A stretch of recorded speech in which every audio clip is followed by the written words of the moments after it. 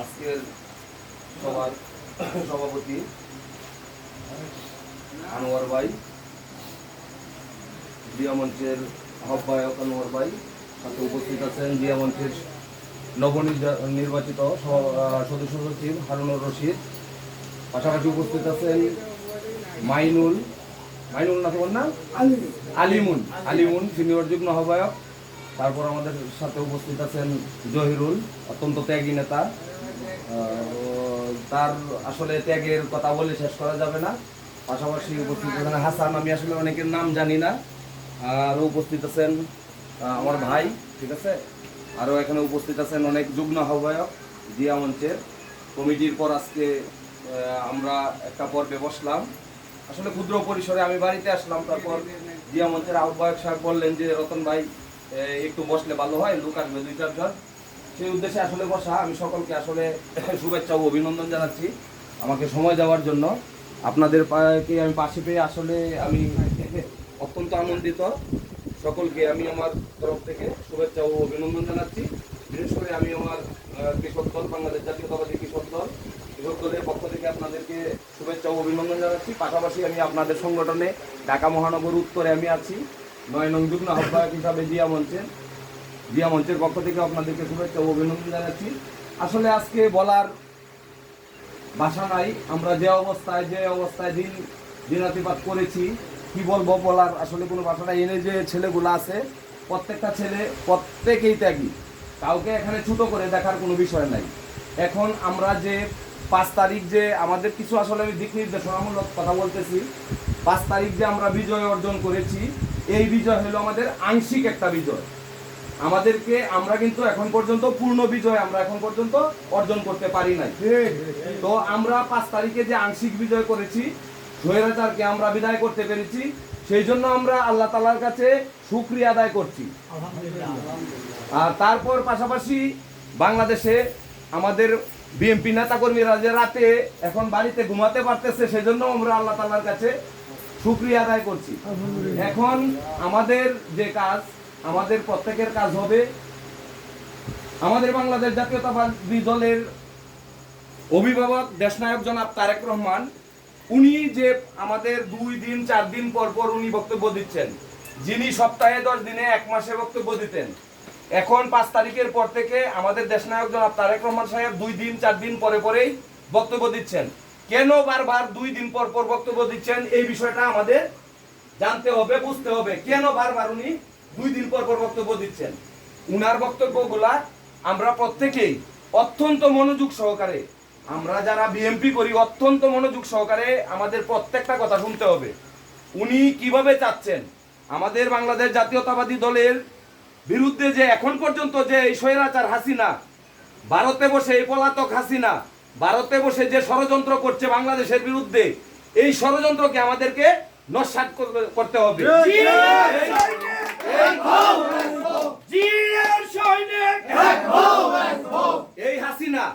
এই হাসিনা ভারতে বসে এখন পর্যন্ত তার ষড়যন্ত্র এখন পর্যন্ত কিন্তু সে বন্ধ করে নাই।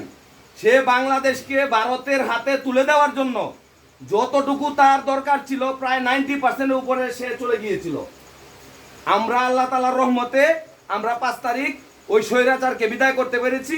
এখনো বিভিন্ন রূপে বিভিন্ন উপায়ে দেখেন, এখন পর্যন্ত 15 দিন যাবৎ সে লাগিয়ে দিয়েছে শ্রমিক লীগ, শ্রমিকদেরকে সে লাগিয়ে দিয়েছে ষড়যন্ত্র করে বাংলাদেশকে একটা আবার ধ্বংসলীলায় সে পরিণত করতে। কিন্তু আমরা বাংলাদেশের জাতীয়তাবাদী যে ত্যাগী নেতারা আছি, যে কর্মীরা আছি, আমাদের প্রত্যেককে অত্যন্ত সুদূর দৃষ্টি আমাদের রাখতে হবে, যেন কোনো অবস্থাতেই এই স্বৈরাচার হাসিনার দূষররা কোনো ধরনের ষড়যন্ত্র করে এই বাংলার মাটিতে আবার ওই স্বৈরাচারের কোনো ধরনের উদ্ভব না ঘটে। এই বাংলাদেশকে আমাদের শহীদ প্রেসিডেন্ট জিয়াউর রহমান যে বাংলাদেশ চেয়েছিলেন, যে বাংলাদেশের উদ্দেশ্যে উনি বাংলাদেশকে সাজাতে চেয়েছিলেন, তার ওই উত্তরসূরি ছিলেন আমাদের ম্যাডাম খালেদা জিয়া। উনি কি চেয়েছিলেন? উনার সন্তান বাংলাদেশের প্রাণ দেশনায়ক জনাব তারেক রহমান, উনি কি চাচ্ছেন, এই বিষয়টা প্রত্যেকটা ত্যাগী নেতা ভাইদেরকে আমাদেরকে বুঝতে হবে। আমাদের নেতা কি চাচ্ছেন, আমাদের নেতা কিভাবে কি করতে যাচ্ছেন। আমাদের দলের নাম ব্যবহার করে বর্তমানে আমাদের থানাতে বিভিন্ন জায়গায় 2-4 জন লোক যারা সন্ত্রাসী কার্যক্রমের সাথে জড়িত, তাদেরকে আমি হুঁশিয়ার করে বলে দিতে চাই, রক্ত দিয়েছি, গুলি খেয়েছি, পার্টি অফিসের তালা ভেঙেছি। ঈশ্বরগঞ্জ থানার মধ্যে বিএনপির নামে কোন ধরনের ষড়যন্ত্র করে আওয়ামী লীগকে আবার এই ঈশ্বরগঞ্জের মাটিতে প্রতিষ্ঠিত করতে চাইলে এই ধরনের ষড়যন্ত্রকারীদের স্থান এই ঈশ্বরগঞ্জের মাটিতে হবে না।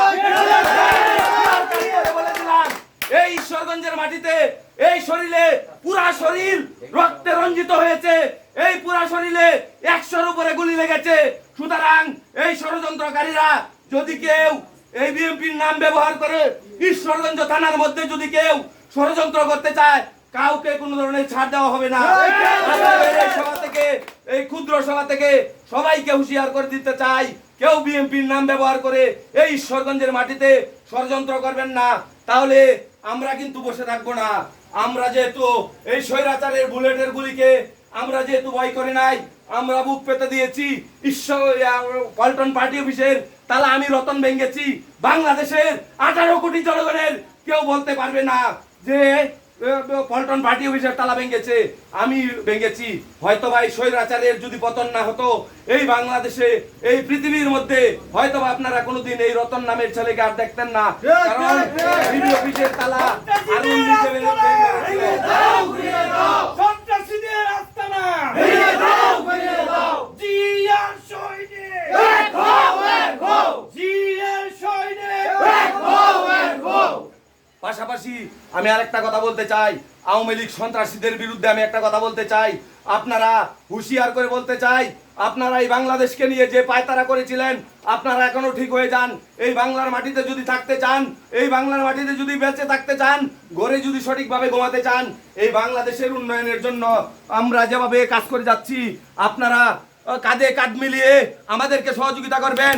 আর এই বাংলাদেশে এই স্বৈরাচার হাসিনা, যদি আপনারা সবাই বলেন বাংলাদেশে 18 কোটি জনগণ, এই হাসিনা এই বাংলাদেশে আসবে না, আসবে না। তাই হাসিনার দূষরদেরকে বলতে চাই, আপনার নেত্রী কোথায় আছে, কিভাবে আছে, সবকিছু জানেন, সবকিছু বুঝে তারপরে প্রত্যেকটা কাজে আপনারা হাত দিবেন।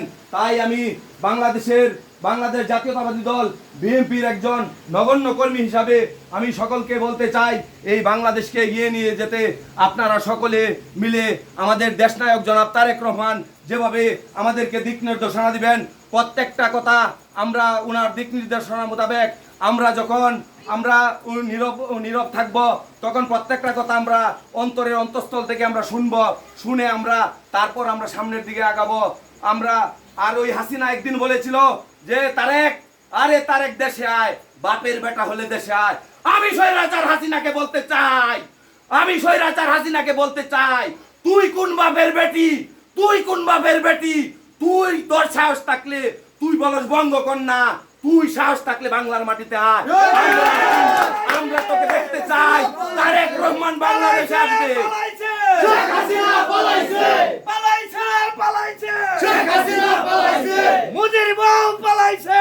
শেখ হাসিনা পালাইছে, শেখ হাসিনা পালাইছে, পালাইছে, পালাইছে। তারেক রহমান খুব শীঘ্রই বাংলার মাটিতে আসবেন, ভিড়ের বেশে আসবেন, এবং এই তারেক রহমানকে এই যে আন্তর্জাতিক বিমানবন্দরে উনি যেদিন নামবেন, আপনারা সকলেই দেখবেন ইনশাল্লাহ। আশা করি এই তারেক রহমানের যে জনগণের ভালোবাসা ঢাকা শহরে জায়গা দেওয়ার মতো জায়গা থাকবে না ইনশাল্লাহ। আমরা সেই নেতার রাজনীতি করি, সুতরাং আমরা গর্ববোধ করি, আমরা শহীদ প্রেসিডেন্ট জিয়াউর রহমানের রাজনীতি করি। উনি একজন এরকম নেতা ছিলেন যার নাম কিয়ামত পর্যন্ত, আপনারা অনেকেই হয়তোবা জানেন না, কিয়ামত পর্যন্ত আমরা হয়তোবা থাকবো না, কিয়ামত পর্যন্ত ওনার নাম থাকবে। কোথায় থাকবে সেটাও আপনারা আজকে জেনে যান। আপনার মদিনা শরীফে যে নিম গাছ এখন পর্যন্ত সেই জিয়া গাছ নামে এখন পর্যন্ত পরিচিত, থাকবে আল্লাহর রহমতে এই জিয়ার নাম থাকবে। কিন্তু তুই স্বৈরাচার খুনি হাসিনা, এই বাংলার মাটিতে তোর নাম অলরেডি কবর হয়ে গিয়েছে, বাংলার মাটিতে আসতে পারবে না। আমি পরিশেষে আপনাদেরকে একটা কথাই বলতে চাই, আমার প্রত্যেকটা ভাই ত্যাগী নেতা, আপনারা যারা নেতৃবৃন্দ নতুন করে কমিটি এনেছেন, জিয়া মঞ্চের কমিটি এনেছেন, আপনাদেরকে আমি অত্যন্ত ধন্যবাদ জানাই, আপনাদেরকে অভিনন্দন জানাই। আপনাদের কাছে আমার একটাই আবদার থাকবে, এই ঈশ্বরগঞ্জ থানায় আরো বিভিন্ন সংগঠন আছে, সেই সংগঠনের চেয়ে আমি আশা করব আপনারা আপনাদের পারফরমেন্স দিয়ে আমি মনে করব আপনারা আরও বড় সংগঠন হিসাবে এই জিয়া মঞ্চকে আপনারা সামনের দিকে এগিয়ে নিয়ে যাবেন এবং বিএনপির প্রত্যেকটা নেতাকর্মী ভাইদেরকে আবারও আমি বলে যাচ্ছি যে ভাই প্রত্যেকেই সজাগ থাকবেন। ষড়যন্ত্রকারীরা কিন্তু ষড়যন্ত্র চালিয়ে যাচ্ছে, আমাদের কিন্তু ঘরে বসে থাকলে চলবে না। আমরা ঘরে ঘুমাতে পারি, কিন্তু ষড়যন্ত্রকারীরা কিন্তু আপনার প্রত্যেকেই ঘরে চলে এসেছে। কিন্তু ঘরে আসুক, আমাদের কোনো সমস্যা নেই। আমাদের নেতা দেশনায়ক তারেক রহমান যে বলছেন, আপনি একজন নেতা অথবা আপনি আপনার কাছে যদি অন্য দলের একজন লোক যদি নিরাপদ না থাকে, তাহলে কিন্তু এটা গণতন্ত্র হলো না। সুতরাং এটা গণতন্ত্রের বাংলাদেশ। খুব শীঘ্রই এই বাংলাদেশে আমি প্রধান উপদেষ্টা সহ সকল উপদেষ্টা মহোদয়ের দৃষ্টি আকর্ষণ করে বলছি, বাংলাদেশকে গণতন্ত্রের দিকে ঠেলে দিন এবং দ্রুত যত তাড়াতাড়ি সম্ভব আপনারা নির্বাচন দিয়ে বাংলাদেশের গণতন্ত্রকে ফিরিয়ে দিবেন। আমরা আপনাদেরকে আমাদের সর্বোচ্চ সহযোগিতা ইনশাল্লাহ করে যাব। পরিশেষে আমি ঈশ্বরগঞ্জ থানার সকল যে এখানে উপস্থিত আছেন প্রত্যেককে ধন্যবাদ জানিয়ে সামনে বিএনপির প্রতিটা প্রোগ্রাম আমরা যেন প্রত্যেকে কাঁধে কাঁধ মিলিয়ে আমরা যেন সামনের দিকে এগিয়ে যেতে পারি, সেই আশা সেই প্রতীক্ষা রেখে আপনাদের কাছ থেকে আমি আমার বক্তব্য শেষ করছি। আমাদের সভাপতিকে এবং সদস্যকে ধন্যবাদ জানিয়ে আজকের এই সভা সুন্দরভাবে পরিচালনা করার জন্য ধন্যবাদ জানিয়ে আমি আমার বক্তব্য শেষ করছি। তারেক রহমান বীরের বেশে আসবে ফিরে বাংলাদেশে। আসসালামু আলাইকুম।